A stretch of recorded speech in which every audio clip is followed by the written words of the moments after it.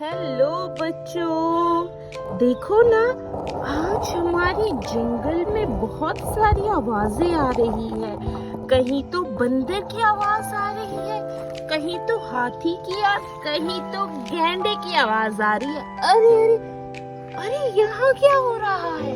अरे यहाँ तो लगता है जंगल के राजा शेर ने बैठक बुलाई है और बैठक में हाथी, गैंडा, बंदर और हमारा बाघ भी आया हुआ है। लगता है बहुत ही जरूरी बात चल रही है। बच्चों देखो, हमारे जंगल में तो आज बैठक हो रही है। तभी शेर की आवाज आती है, सारे जंगली वासी ध्यान से सुन लो।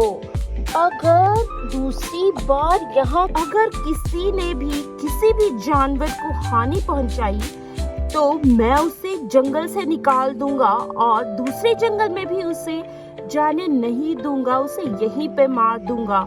मैंने कल सुना कि बाघ ने जिराफ को मार दिया। कोई ऐसा कैसे कर सकता है? हम जंगल वासी हैं, हमें मिल के रहना है। अगर शिकार भी चाहिए तो हमें दूसरे जंगल में शिकार करना है, ना कि अपने जंगल में। हमें सभी भाई बहनों को साथ में रहना होगा, इकट्ठे रहना होगा, तभी हमारे जंगल में ताकत बढ़ेगी। किसी को ये समझ क्यों नहीं आता है? अब सबने सुन लिया ना? तभी सब लोग कहते हैं हाँ मैंने सुन लिया। तभी हाथी कहता है, अरे जंगल के राजा शेर, मैंने बहुत बार जिराफ को समझाया भी था क्योंकि बाघ की नजर उस पे बहुत पहले से थी, लेकिन जिराफ का ध्यान नहीं रहा और वो बाघ का शिकार बन गया। हमारा एक भाई हमें छोड़ के चला गया है। तभी शेर कहता है, कोई बात नहीं, लेकिन अब आगे से ऐसा कुछ भी नहीं होगा। चलो अब सभा समाप्त करते हैं। अब सब लोग अपने अपने काम पे लग जाओ।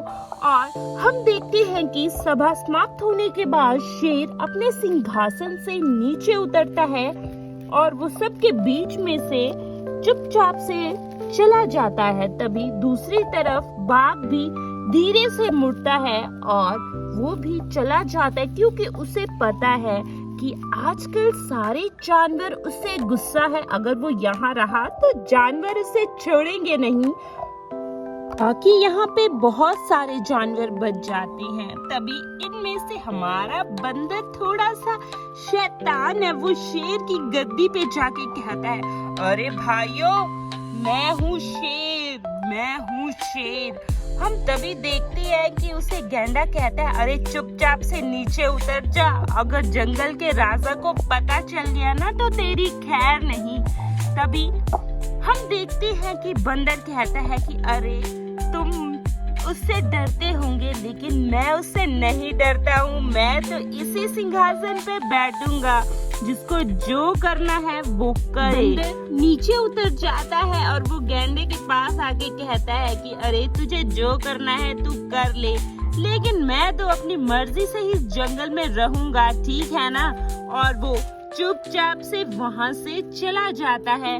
तभी हम देखते हैं कि गैंडा भी अपने रास्ते चला जाता है और हमारा राइनोसोरस भी अपने रास्ते से चला जाता है। दूसरी तरफ बचा हाथी सोचता है, अरे इन्हें जाने दो, मुझे तो अभी भूख लगी है, मेरा पेट बहुत बड़ा है, मुझे तो खाना खाना है।